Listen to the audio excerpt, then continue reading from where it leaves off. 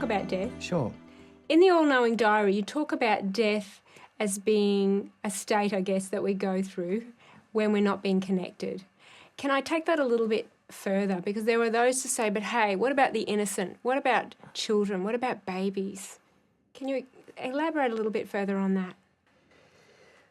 Look, it's difficult to comment across something so general.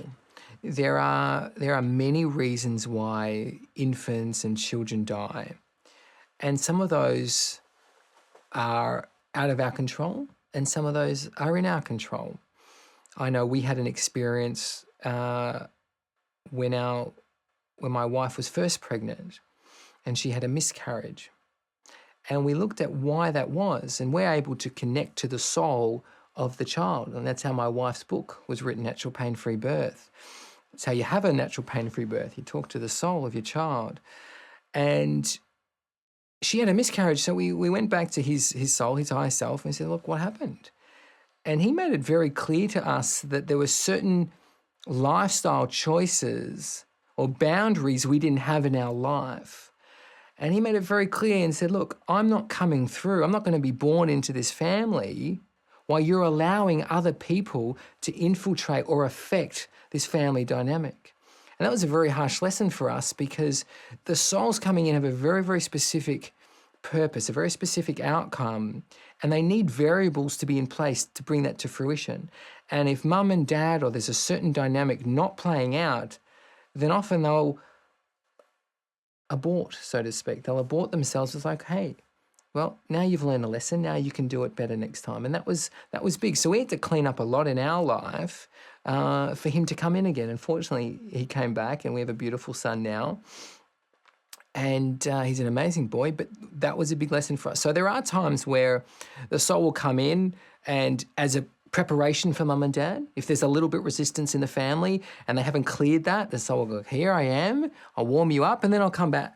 Then I'm going to leave. And I'll come back if you clear that up or not. Whereas there's other times where, there's just some things outside of our control sometimes. And can it be too, if we're talking about, death in young children, whether it's cancer in children? I know we it's a really complicated and painful issue, especially for some. But can it be that part of that is what we have to learn from that situation as well?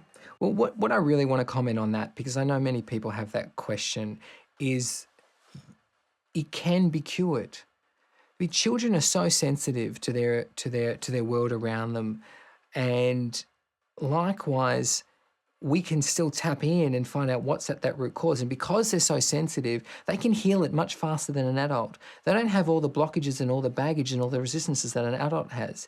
So the message to the parents out there that are in the real difficult space of having an ill child, come and talk to us. Get your hands on this book and come and talk to us, because there is a very straightforward root cause behind this illness. Okay, and if they have your support in helping them heal, 9 times out of 10, they can be free from this illness. That's a powerful offer, Dan. And I think it's from the heart, and I know that it feels absolutely true what you're saying. So I would say that anybody out there that has got any concerns at all, and there's also a Q&A section on your website, is that right? We have a feature on our website where people can write in. It's called Ask All-Knowing a Question. And one of our all-knowing mentors will actually tune in to you, to the question, to your all-knowing self, to get the answer back to you. So if you're not quite ready to dip your toes in and take one of the courses or to speak to one of our all-knowing mentor, by all means come online and let us know the situation. Ask the question. You don't need to give us any background. We can just tune in and get the information, and we'll be able to provide a direction for you, an answer. Fantastic. I imagine that once we get a few people looking at this interview, Dan, there'll be lots and lots of Q&As happening, and there'll be lots of people who have received some fantastic guidance. So that's awesome. Great. Dan, in your book, you ask the question, if the body dies, what's the point in recording all of this information? But what about after death? What happens to that recorded information?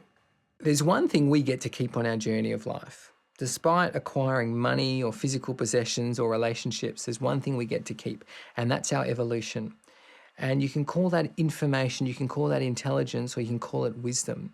But that accumulated knowledge and wisdom gets stored and gets reprogrammed at the DNA level when we're reborn. And so it's like the soul's way of not having to start from scratch. The more beliefs you've overcome, the more enlightened you've become, you get to take a lot of that with you into your next experience. And that's a fast track method. Dan, can we talk about our all-knowing self? Yeah, love to. As a society, what do you think our biggest fear is? In terms of connecting to our all-knowing self? That there's more to us than who we believe ourselves to be. And then what will that mean to our life, about our decisions, about all these things that we want, all the things that we're attached to? What if there is a higher power that belongs to each of us that knows a better way forward? And what if we could have been listening all along? What does that mean? You know, there's a lot of consequences of facing up to that truth. Ultimately, they're just an illusion of the ego, all these fears. But to ignore one's all-knowing self is like being Superman, but living your life as Clark Kent all the time. As I said before, to me, it's the ultimate definition of insanity. To have the sum total of intelligence of the entire universe within you and to not draw on that because of some fears that aren't real, that's a real shame.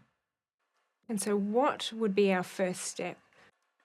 The first step is the realization that our beliefs are simply just beliefs, and who we've been being, our decisions and our actions and the policies of the world and our behaviors was coming from a false space. We need to really get that.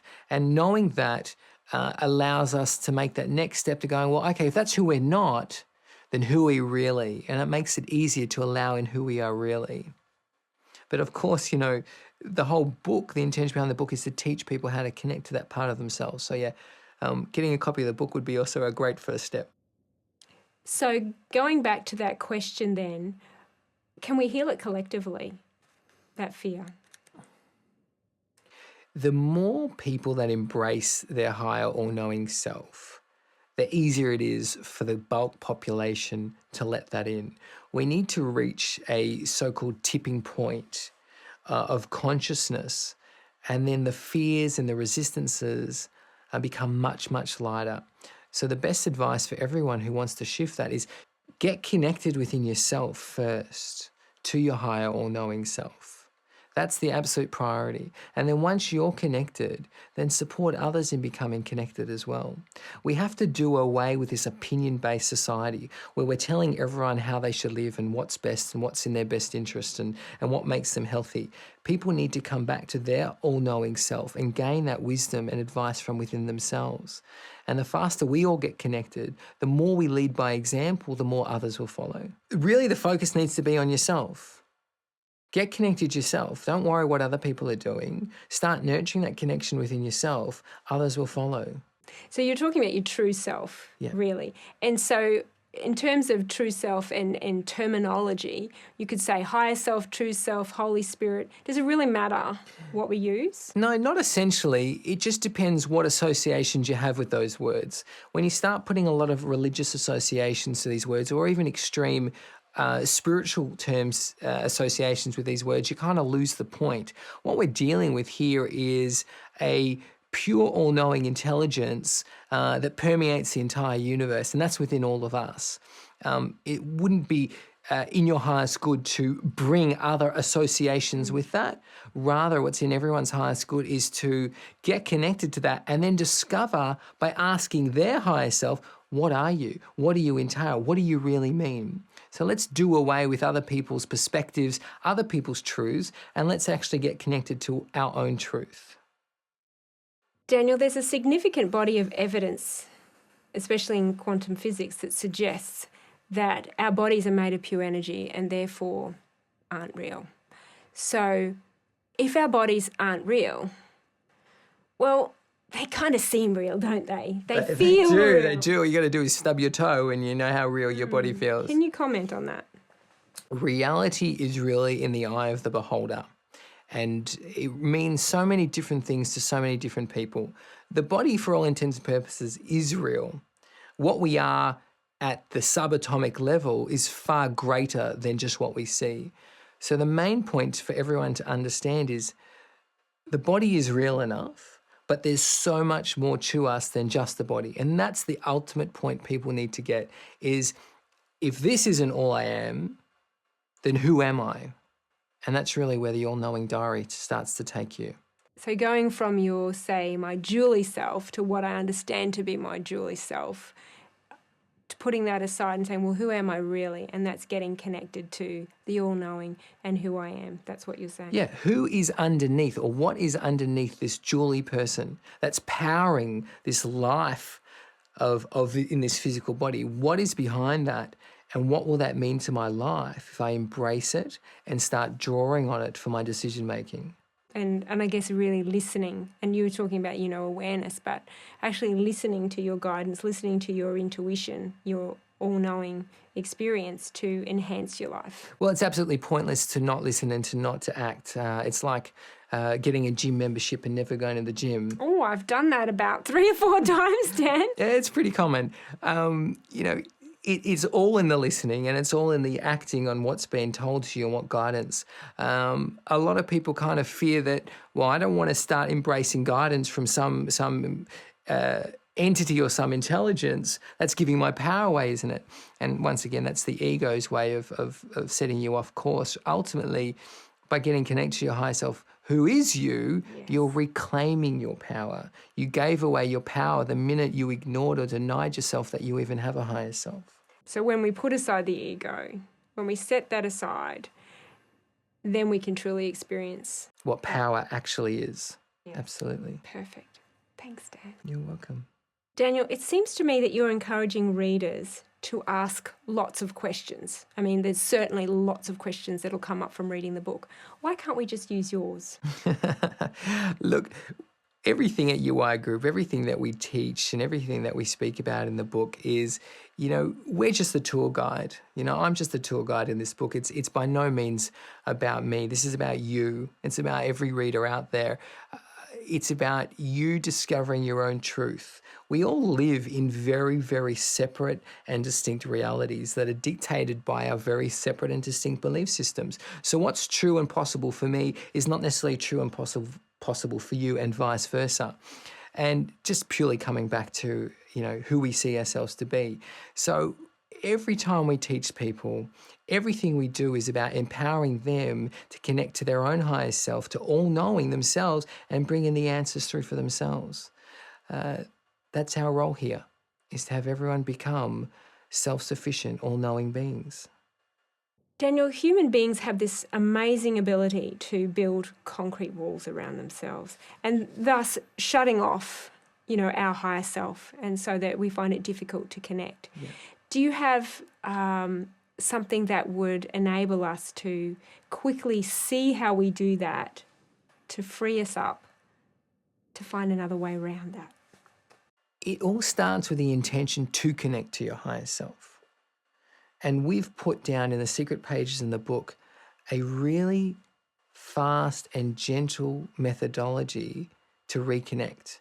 And if readers embrace that and hold that self-belief while they're going through that process, they will bring all-knowing through and they'll be connected. So, Dan, our brain, as a receiver of thoughts, both negative and positive, the ego brings in the negative thoughts. How do we remove those negative thoughts? I know we can talk about, and there's a fantastic section in the back of the book. And through that process, are we actually removing the ego altogether, or are we just training it into silence?